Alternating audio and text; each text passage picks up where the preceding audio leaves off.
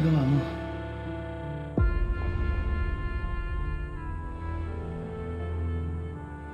Ang ginagawa mo?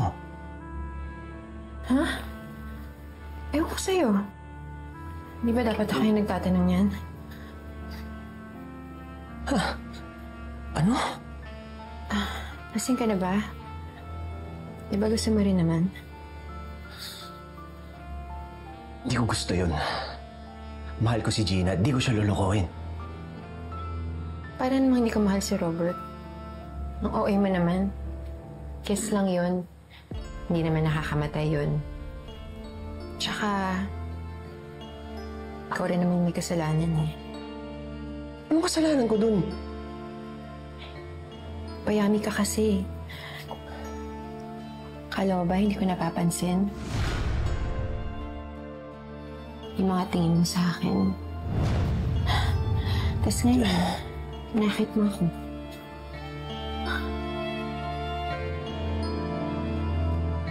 Betsy, ano ba? Pwede ba tumigil ka na?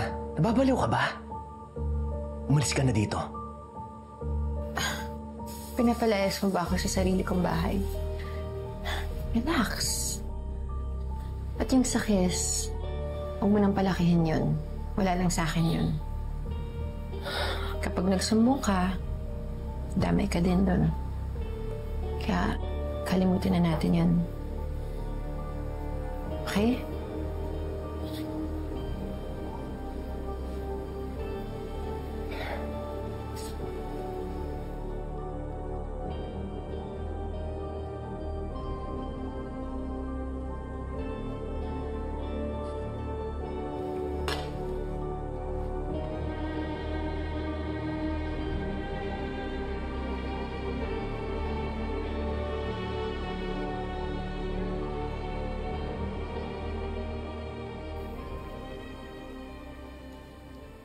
Mal!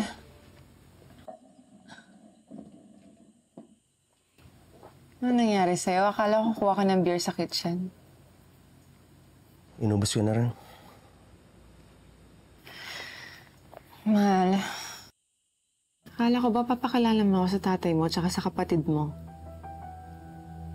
I'm sorry, medyo na-busy lang ako sa research, our anniversary event, but pabawi na lang ako. You know what? We can visit them tomorrow. Wala silang mahal eh. Sinundo sila ng mga kamag-anak namin sa probinsya. Pero pagbalik nila, magbabanding tayo ha. Excited na nga silang makilala at mayakap yung anak natin eh. Okay.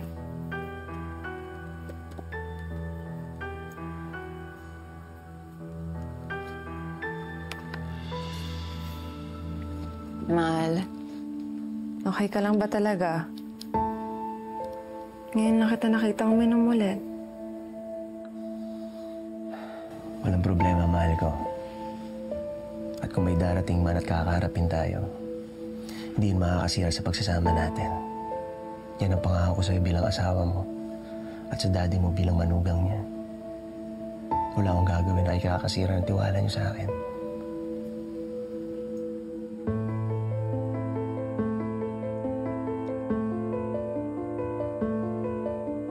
Betsy, Dad wants us to work on this anniversary sale together. Para makaisip daw tayo ng mga paraan para makahatak pa tayo ng customer sa supermarket. Sabi nga niya, mag-partner daw tayo para maging successful yung event na yan. Yeah, kaya bibigyan kita ng listahan ng mga company partners natin para alam mo kung ano sasabihin mo sa kanila. We need booths, we need money, and we need prizes. Para makakuha din tayo ng buy one, take one sa kanila. Naku, bongga eh. Caring-caring ko yan. Alam mo, Betsy, ako nag-suggest kay Dad na we work on this together. Alam ko kasing magaling ka. Mabilis ka matuto. Yun nga lang. Ano? Is there something you need to tell me about last night?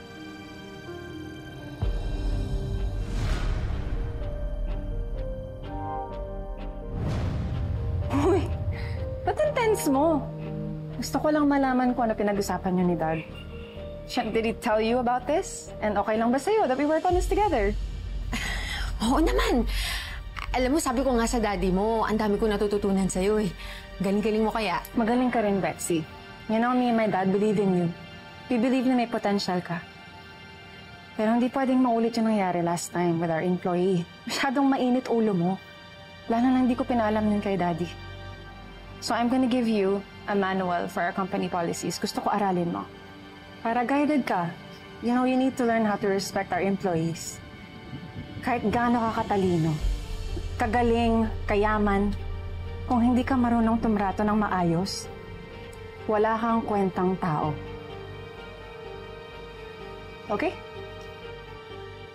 Great.